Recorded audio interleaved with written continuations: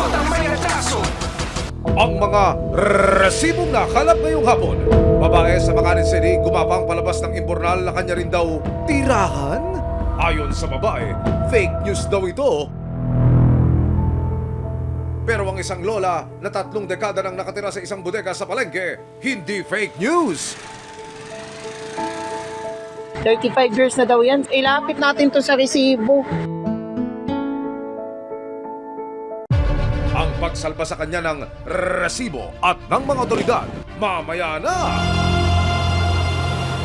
Baha na ayaw humupa, sinamahan pa ng gabundok na basura na pinagpipiestahan ng mga uod at daga. Ang pag-aksyon ng resibo, mamaya na! Good morning po, sir. Susunod, ang paghahanap ng resibo sa mga kamag-anak ni Lola, maging matagumpay kaya? Sino ang kagulangnan nyo? Manay Silvia. Ito medyo matunay. Ano imo complete name? Silvia. Abangan mamaya, kabundok na basura sa Agonoy, Bulacan, matagal nang hindi nakokolekta dahil daw sa baha. Resibo, walang lusot ang may atraso.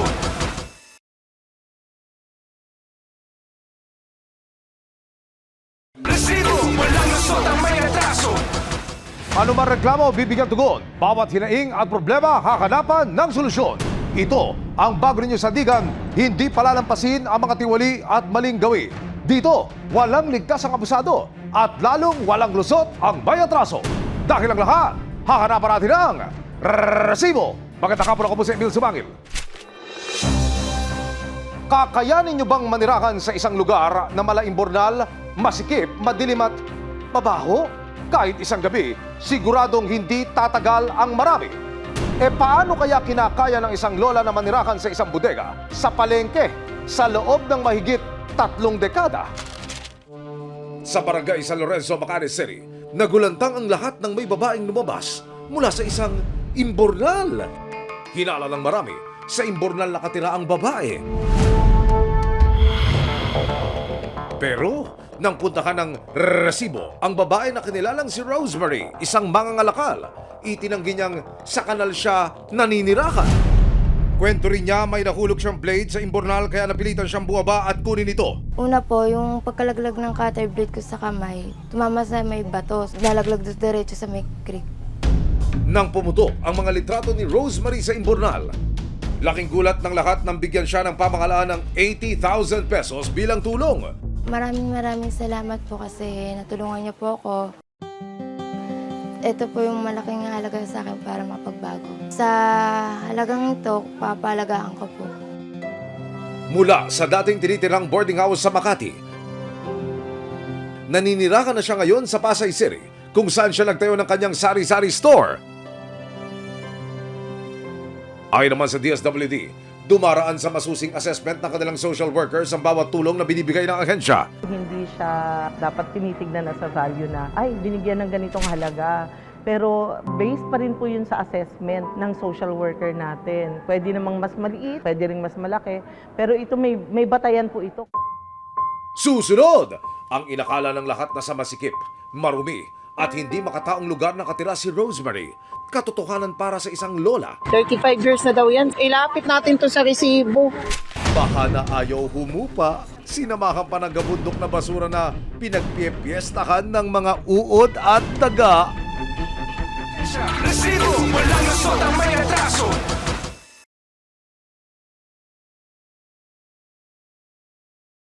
Resibo, walang lusot ang may atraso.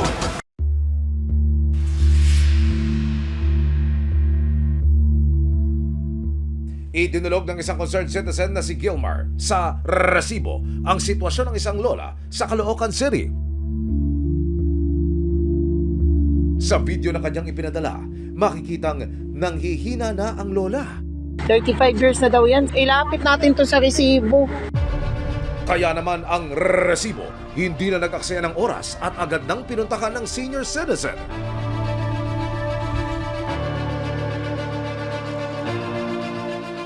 Matagal ko na po siyang kilala.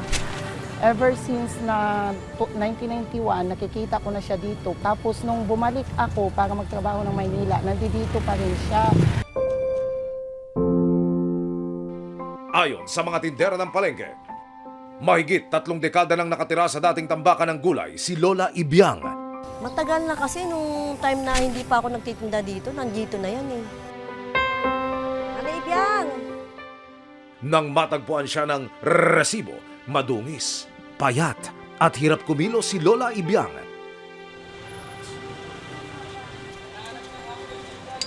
Ano imo complete name? Sylvia. Sylvia ano? Ang ako niya ang apelyido ko sa dalaga ko, Andrali. Ang nag-asawa ko ngayon, Cruz ang apelyido. Dati ring tindera sa palengke si Lola Ibiang. At nang humina ang katawan, sa imbakan ng gulay na niya, piniling tumira.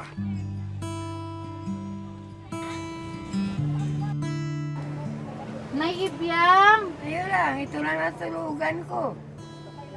Yan ang upuan ko. Yan ang folding bed. Sa edad na 76, hirap nang makarinig si Lola Ibiang. Pumanaw na raw ang kanyang asawa at mga anak.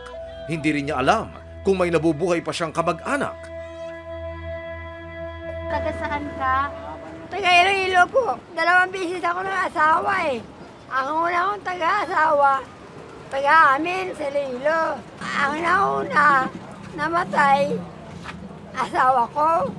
2 lang naman, isang babae, isang lalaki. Ako na nag-iisa. May nakagusto naman sa akin. Wala man asawa.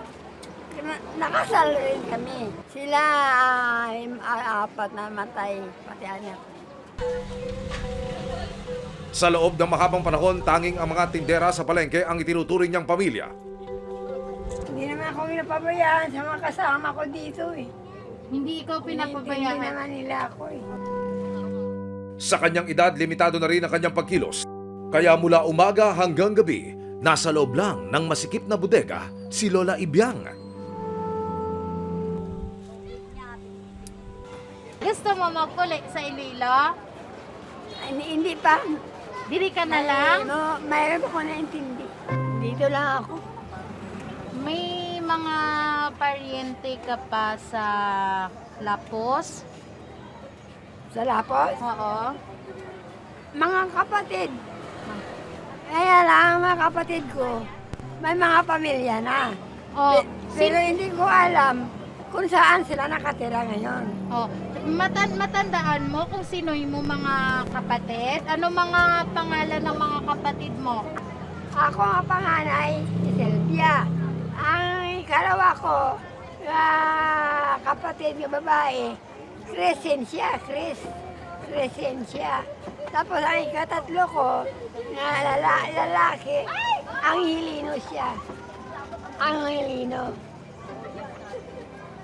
Tapos, may si Hilna, may si Belinda, yun lang.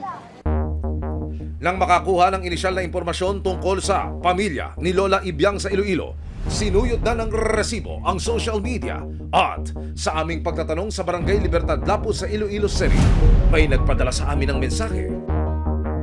Pwede mo mapangalanan kung sino ang anong mga utod?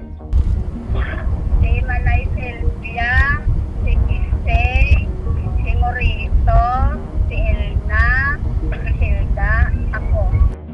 Siya na nga kaya ang matagal nang hinahanap na kapatid ni Lola Ibiang. Idinulog ng resibo ang sitwasyon ni Lola Ibiang sa City Social Welfare Development Office o CSWDO ng Caloocan City. Nang malaman ang kalagayan ni Lola Ibiang, pinuntahan ng ilang opisyal ang palengke.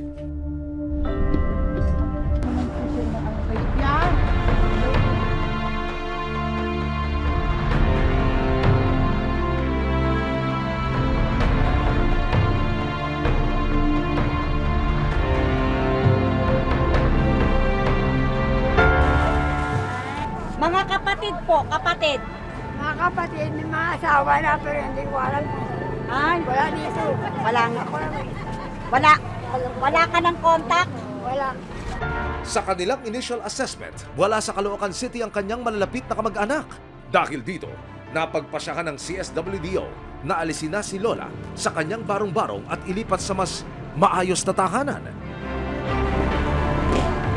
Minabuti na rin na mapatignan ang kalusugan ni Lola Ibiang.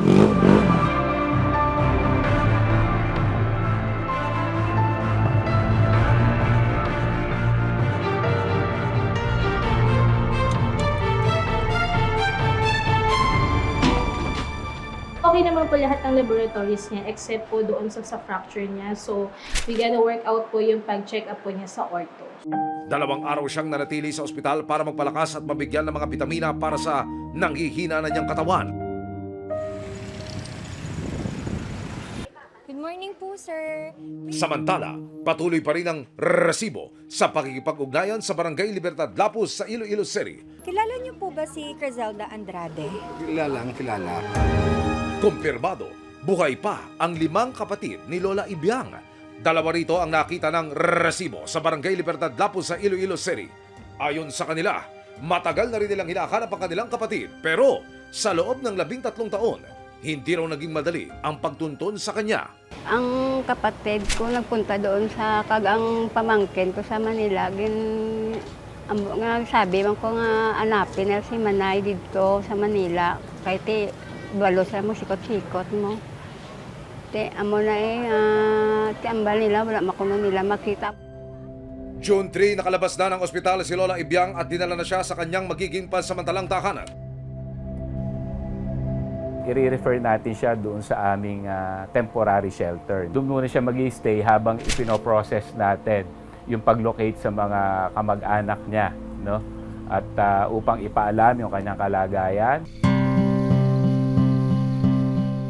Si Lola Ibiang, mas maayos at mas malinis na ang kalagayan kaysa noong una namin siyang nakilala. Dumating din sa shelter ang kanyang mga kaibigan mula sa palengke para kumustahin siya. Sino kami? Kilala mo kami? Ha? Sino kami? Kilala mo pa kami? Hintay na lang kayo eh. Nako! Bakit? Ba't natin mo kami? Pupunta mo sa natirahan ko. Wala ka na tirahan eh! Ipit ko mga gamit ko. Tignan mo, ang ganda-ganda rin ang malinis siya. Tsaka malinis, naalagaan. Eh doon hindi eh. Hanggang pagkailangan tulong namin sa kanya.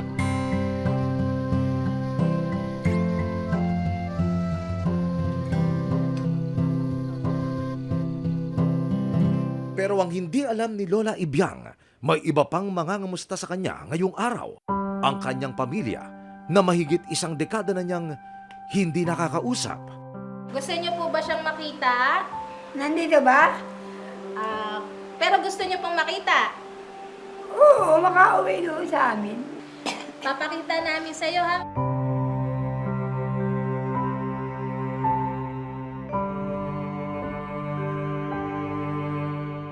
Ang magkakapatid na sina Lola Ibiang, Crizelda at Belinda, hindi maitago ang saya nang malamang nasa mabuting kalagayan ang isa't isa.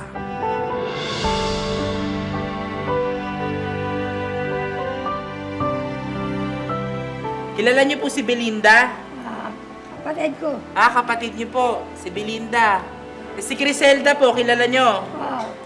Ayan po sila, si Belinda at si Crizelda. Dalawa sila. Opo, ayan po sila. Manay, puli ka na de. Ang bala ko, ang magaling ang paa ko, uuwi na ako. Uwi na po kayo sa Iloilo. Pag gumaling na po kayo. Sa nais ng kanyang mga kapatid na pauwi na lang siya ng Iloilo City, kailangan daw munang idaan sa tamang proseso ang pag-turnover kay Lola Ibiang.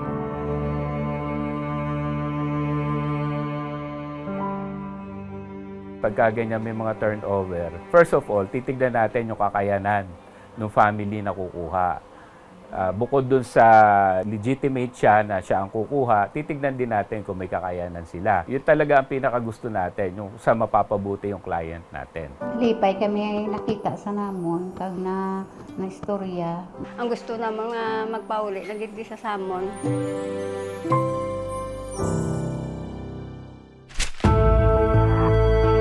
Tuluyang lumubog sa baha o matabunan ng gabundok ng mga basura?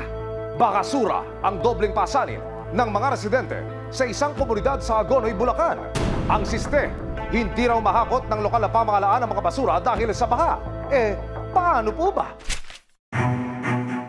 Sa Agonoy, Bulacan, tuloy lang ang ilang residente sa mga gawaing bahay tulad ng pagsasampay at panananghalian habang nakalubog sa baka. Anyari! Talaga sir, hindi na kami makapamuhay ng normal dito. Yung dating tumatapon namin tubig, papuntang ilog, wala na, nabara nila.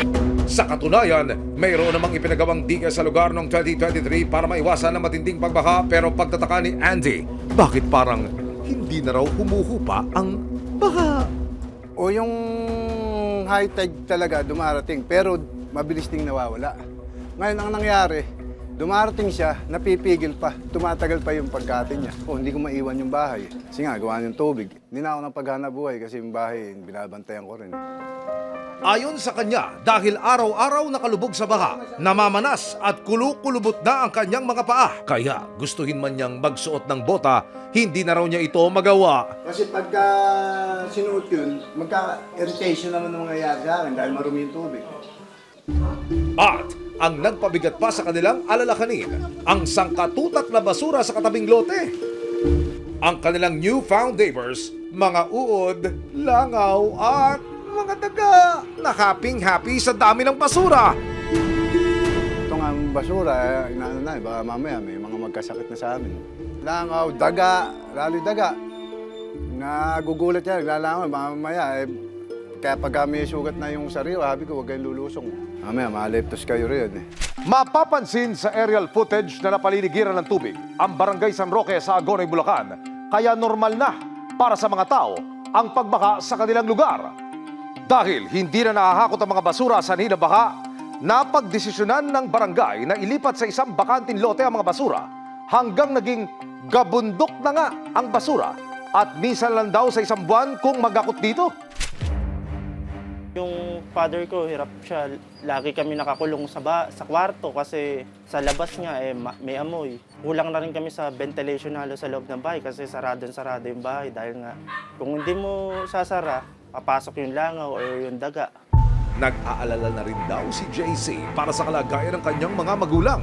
Nung dumadami na yung basura, yun talaga, namamroblema na kami. Tulad ng sabi ko, yung father ko, hindi na nawala yung ubo. May sakit pa siya sa puso. Ayon sa punong barangay, inilapit na rin nila sa pamahalaan ng Agonoy, Bulacan ang kanilang reklamo noong November 2024. Pero hanggang ngayon ay hindi pa rin daw na-aksyonan ang gabundok na problema sa kanilang lugar.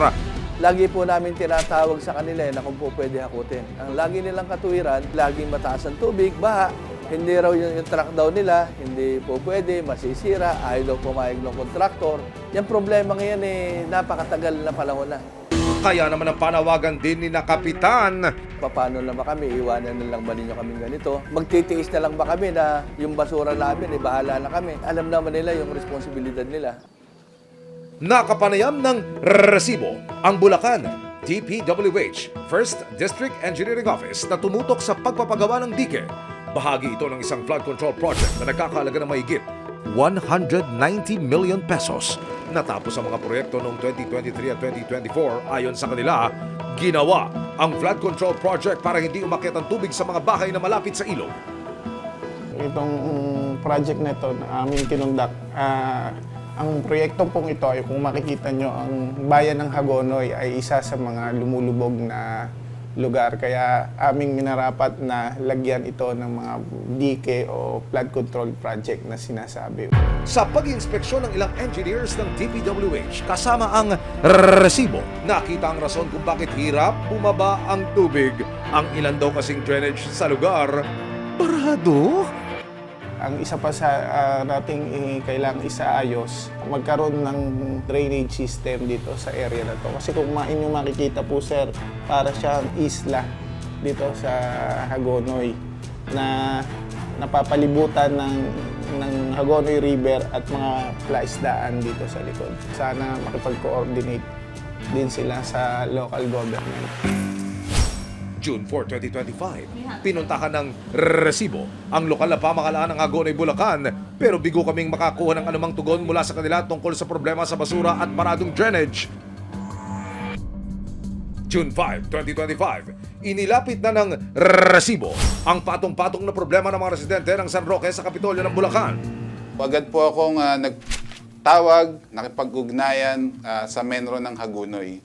At sinabi ko po na merong issue dyan sa barangay, may problema at merong nag-complain sa aming tanggapan. Sa lalong madaling panahon ay ito po ay mahakot na. Umaga ng June 6, dumating na ang truck sa barangay para simulan ang pag-aakot ng basura.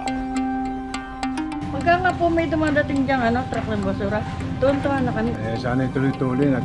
Naku, laking pasasalamat po namin kasi makakapamuhay na kami ng normal. Nagpapasalamat din po ako sa team ng resibo.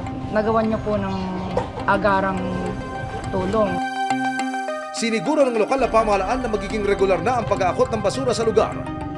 Ang sabi po ay nangako po ang aking kasangguning Menro, magkakaroon po sila ng paghahakot ng basura at titiyakin po nila na yung basura po na naipon na yan ay mauubos po. Patuloy pa rin ang resibo sa paghingi ng pahayag mula sa lokal na pamahalaan ng Hagonoy tungkol sa kanilang plano para sa mga baradong drainage sa lugar. Pero wala pa rin silang tugon hanggang ngayon. Karapatan ng bawat tao ang magkaroon ng malinis at ligtas na tirahan dahil kalusugan na ng mga mamamayan ang nakataya. Tututukan ng resibo ang mga pangakong binitawan, mga pangakong sana'y hindi isinulat sa tubig o matabunan kalaunan.